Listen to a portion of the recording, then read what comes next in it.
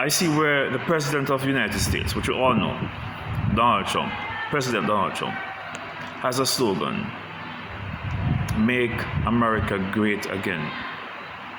I think that we as Jamaicans need to adopt a similar model, make Jamaica great again. I believe that if we're going to bring back Jamaica to where it was 2 decades ago or 3 decades ago, it starts with us.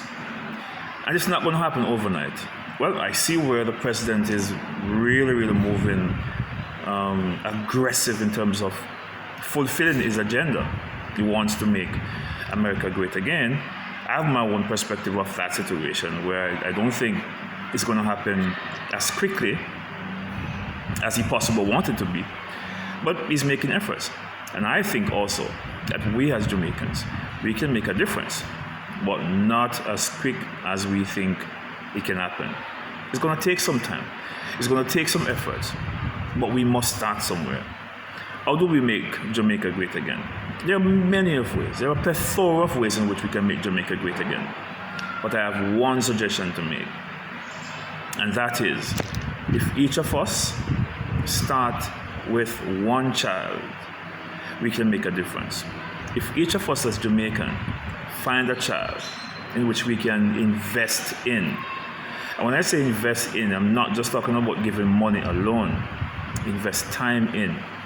Invest in doing some homework, or invest in doing some schoolwork, or invest in helping with discipline, mannerism, with behavior. There's a number of ways we can invest, but I think that if we start with one child at a time, the same way in which the president has mass deportation, I think we as a society need to have mass adaptation. Mass adaptation to see how much we as a people, as a society, can invest in our children one at a time. We can't save everybody. It's not possible to save everybody. Right? It's not going to be possible. Don't even try. We can't save everyone. We see where Christ came and died upon a Roman cross, and not everybody believed. And until this day, not everybody believed. So we're not going to change everybody, but we can change somebody. And so I think we need to start in this mass adaptation of investing in our children. Doesn't matter what age the child is, invest in our children, because this generation, like myself and others who are a little bit younger, are already spoiled up already. A number of them already have a mindset where they're locked into certain ways already.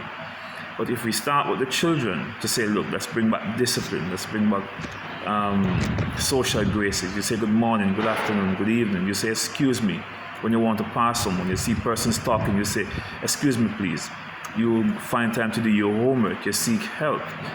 You listen in class. You do not play during class time. You do not play in class and talk out class. You listen to your teachers. You have respect to your elders, and most importantly, have respect for yourself by having a dream and aspiration as to what you want to be.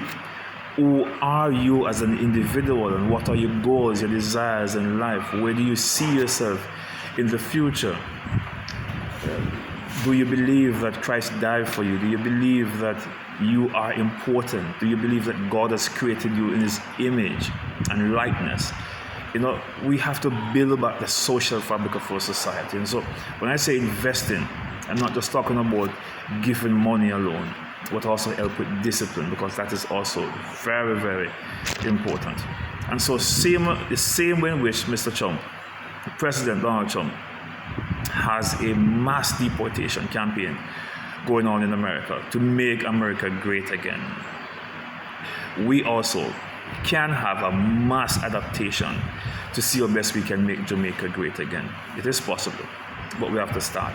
There's a saying which says, the journey of 1,000 miles begins with the first step. And this is true. You have to make one step, and then you keep on stepping, and you reach where you want to go.